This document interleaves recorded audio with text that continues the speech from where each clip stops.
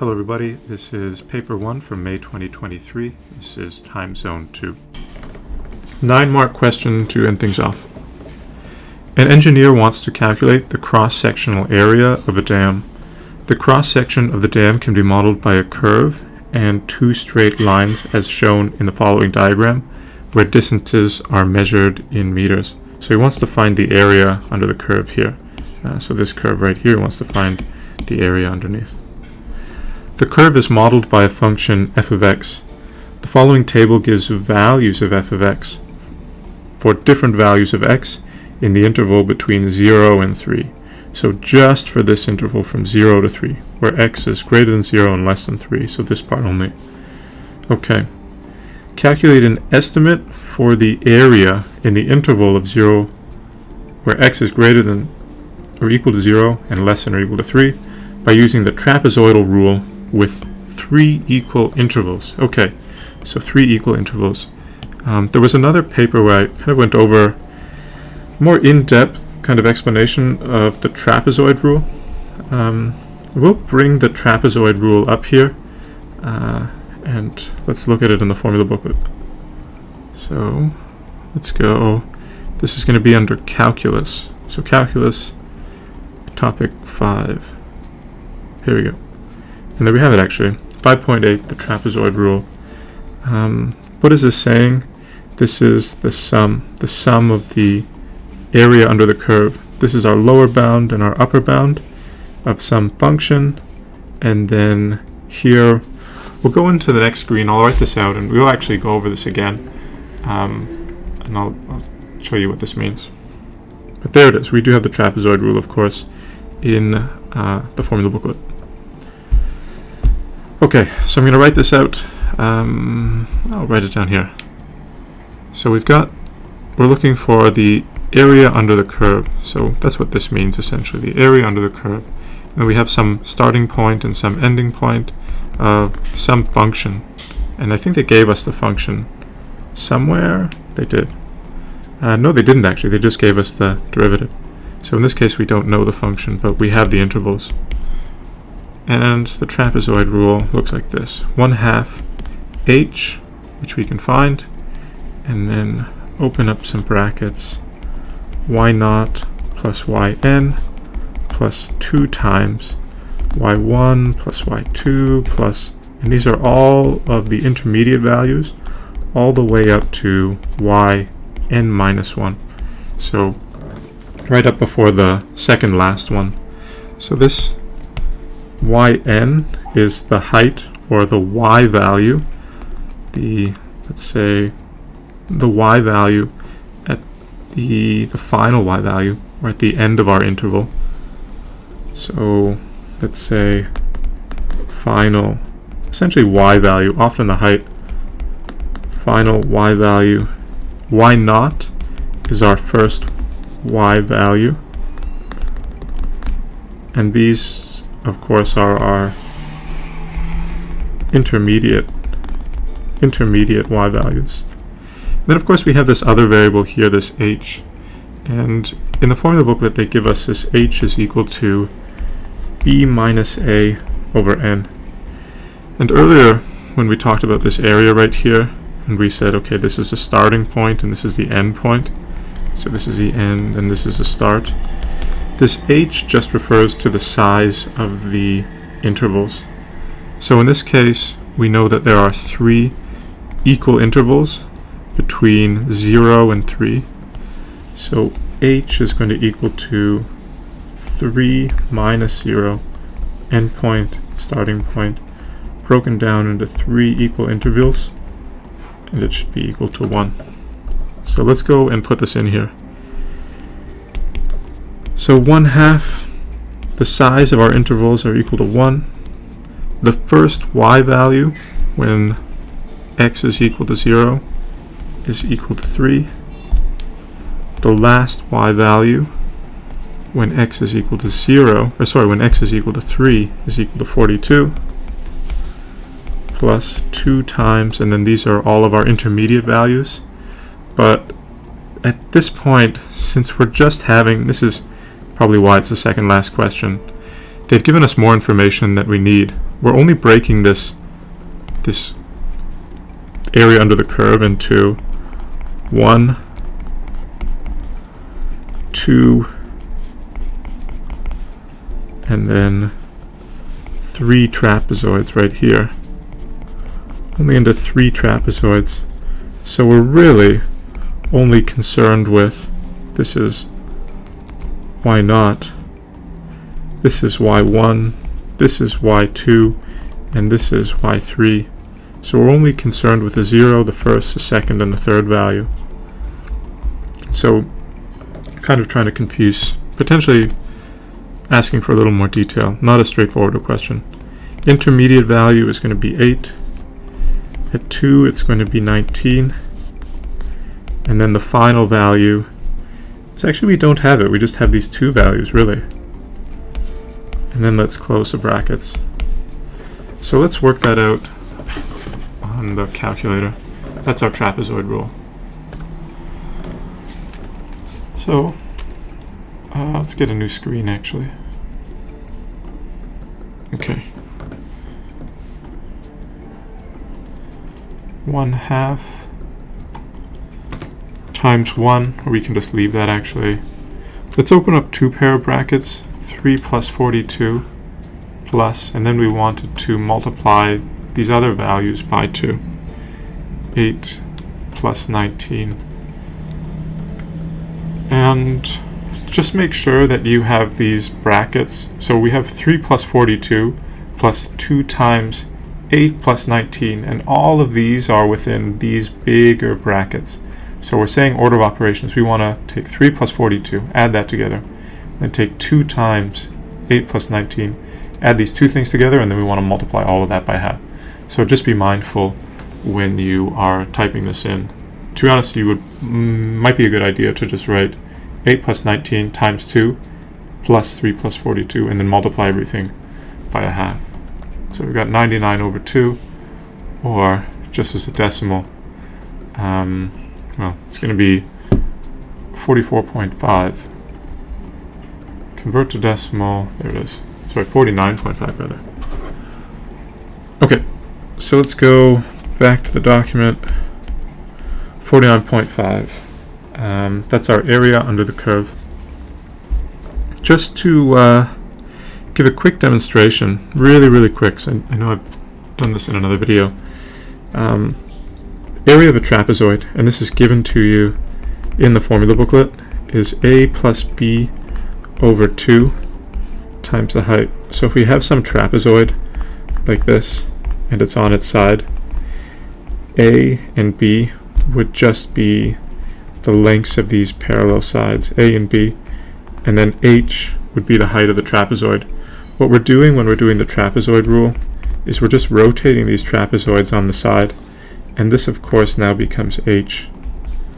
Right, these 2 things correspond to each other, and then this shorter side is a and this longer side is b. And so if you wanted to, in this case, I'll use a different color. We know that the height of this is 3.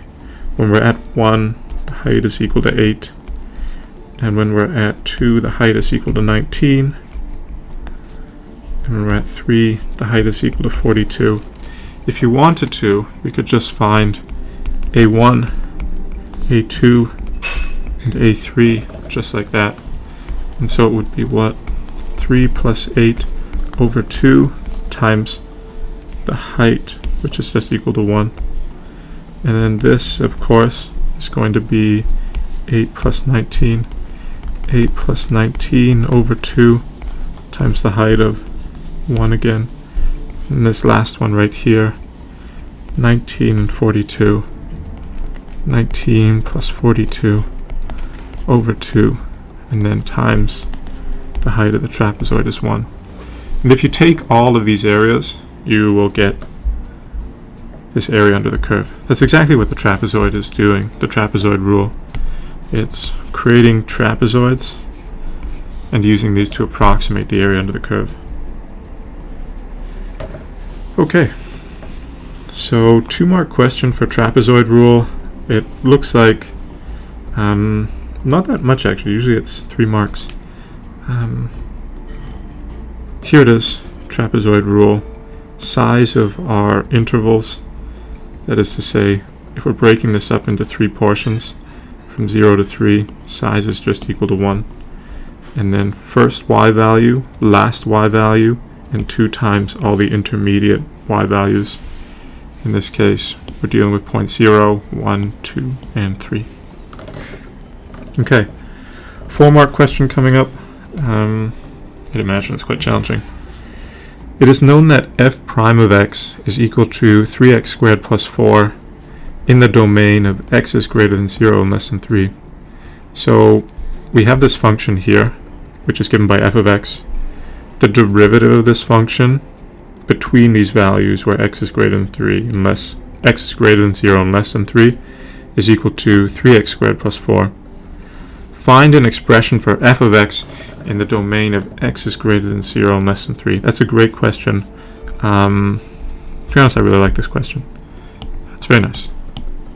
Okay, so let's write down some information. So we have f prime of x, and we know f prime of x is 3x squared plus 4. Very cool question, I think. 3x squared plus 4. Alright, so f prime of x, our derivative is equal to 3x squared plus 4. And what they want us to do is they want us to find f of x. So it's kind of interesting. Often we're given f of x and who knows, some f of x, and we're saying, the question that we often get is, okay, well, take the derivative, find the derivative. And for example, I'll write this out here. This is our rule for the derivative. F of x is equal to x to the n. And then what does that mean? That means our derivative, what happens? We multiply by n, and then our exponent, of course, decreases by 1. So we take this n, multiply it out in front. Here it is, and then the exponent used to be n. Now it's n minus 1. It's 1 less. Okay. And this is what's called taking the derivative. That's our derivative. And what we want to do in this case is we want to take the antiderivative. We want to take the antiderivative. We want to go the other way. And so what does that mean? I'm going to write it out in a different color here. And this is given to you in the formula booklet, but just to explain it as well. If f prime of x is equal to x to the n, then f of x, if we're going the other way now, and we're taking the antiderivative, what is that going to mean? Well, it would mean that originally our exponent would have one more, right? So if we're going down this way and we're taking the derivative, we would subtract our exponent by 1, and we would also multiply our exponent by whatever, or multiply our term by whatever that exponent was. So in that case, we would want to also divide by whatever that no exponent is. Essentially, the idea is, if this was our original expression, f of x, if we were to have taken the exponent and multiplied it out in front, we would have n plus 1 times x. And to undo that process, we know our exponent is going to have a value of 1 more than it otherwise would, and we're going to want to divide by whatever value that exponent is, because we know when we take the derivative we multiply that value, and to do the opposite would be to divide by it. Let's actually look at this in the formula booklet. Here we go. Calculus. There it is. So 5.5, the integral of x to the n is n plus 1 over n plus 1 plus c, that unknown constant. Okay, so let's work it out. So I'm actually going to rearrange this somewhat. Sometimes I think it's a little better looking at things sequentially this way. So here is f of x, or f prime of x. This is our derivative. Let's take the antiderivative. So we know that if our derivative is to the power of 2, then our original function would have been to the power of 3. And what we would have done if we would have taken the derivative at this point is we would have multiplied it by 3. So we can imagine actually just doing this in reverse. If we were to multiply it by 3, we'd actually get this 3x squared. So we are kind of done. But to follow the process as it is, we could just write out 3x, increase the exponent by 1, but then also make sure that we're dividing by this same value. So just to show you that in more detail, increase the exponent by 1, but then also divide out by that value. And here we have plus 4. We know that the only way to get a value in a constant when we take the derivative is for there to be a 4x, because if it was just a plain constant, it would have disappeared. And in this case, we don't know, the last part of this is we don't know if there was an originally some constant in this equation, or in this original function. So we would put this unknown value of some constant at the end. So let's clean this up a little. F of x is equal to 3 over 3 just becomes x cubed plus 4x plus c. I'm going to make a little more room for this and bring it down just once.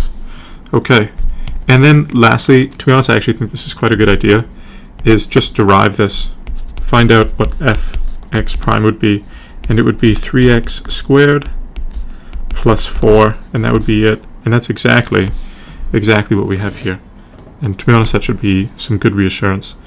Whatever your integral is, your antiderivative, derive it and see if you get back to what you originally had when you were given the derivative. Okay, so why is this a 4-mark question? We need to find out what the value of c is. We have a point on a line of this function. We can choose any one really. We have 0, 3, 1, 8, and 219 or 342. 0, 3 is probably going to be the easiest, so let's use that. When x is equal to 0, y is equal to 3. So y is equal to 3 when x is equal to 0, and everything with a 0 is just going to go away. And so we have 3 is equal to c, or c is equal to 3, and our derivative, sorry, our antiderivative is x cubed plus 4x plus 3. So we found out that c was equal to 3. Nice question, I think. Okay, hence find the actual area of the entire cross-section. Alright, actual area of the entire cross-section. Interesting question, kind of a lot going on here. I'm going to erase some of this right here. Okay, there we go. Okay, so the actual area of the entire cross-section. The area can be represented in a few parts. We have this part right here. So this part, which we can call A1, I suppose. And then we have this part right here, which we could call A2. And then lastly, if we wanted, we have this part right here, which if we wanted, we could call A3. So for this part right here, we use the trapezoid rule, but we don't need to use the trapezoid rule right now because we have the actual function itself. So how do we find the area under the curve? If we have the function itself, we can just use our integral. So let's take the integral of our function, which was x cubed plus 4x plus 3, x cubed plus 4x plus 3, and then it's in terms of dx. And then of course we had these lower bounds and upper bound right here. So our starting value, we want to start at 0 and we want to end at 3. And so essentially what this says is find the area under the curve. Find the area under the curve for this function starting at 0 and going to 3, and then always just with the same variable here. So since it's in terms of x, we write it in terms of dx. So let's go ahead and work that out on the calculator. Alright, so menu, let's go in to calculus, here we are, and let's take numerical integration right here. We wanted to start at 0 and go to 3, so our lower bound and upper bound. Our function itself was x cubed plus 4x plus 3, x cubed plus 4x plus 3, and since it's in terms of x, we write this just as dx. There we go, 47.25. So let's go back to the document and let's write in a1 is equal to 47.25. Alright, a2 right here is just a rectangle actually with a base of 1 and a height of okay, so let's use this. So what is the height when x is equal to 3? It's equal to 42. So when x is equal to 3, y is equal to 42. So it has a height of 42. So length times width is just going to be 1 times 42. A2 has a height of 42. And A3 is a triangle, and so the area of a triangle, A3, is going to be equal to base times height over 2. So what is our base? If we're going from 4 to 6, our base is equal to 2. Oops. Base is equal to 2 times, and our height, once again, we don't have a value for, but it's a straight line right here. So if this was a y value of 42, this is also going to be 42. So right here, 42 once again. So base times height divided by 2, and these 2's are actually going to cancel out and we're just going to be left with 42. Okay, so here we go. The total area, let's write it out here. Total area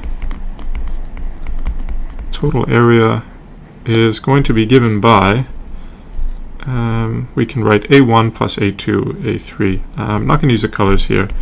a1 plus a2 plus a3. a1 we found out was 47.25. a2 was equal to 42. And a3 was also equal to 42. So adding all that's up, I'm going to do that out on my calculator right here. It equals 131.25. So I really wouldn't recommend this kind of ordering. It's a very disorganized process. Just kind of running out of space here. That's why I wrote it like that. So this is 131. So a1 plus a2 is equal to this, which is equal to this, which to 3 sig figs is equal to 131. Okay, that's at least a little better. Okay, and that is our actual area of the entire cross-section, 131 centimeters in this case, or meters I suppose. 131 square units in either case. Okay, and I think that was the final question.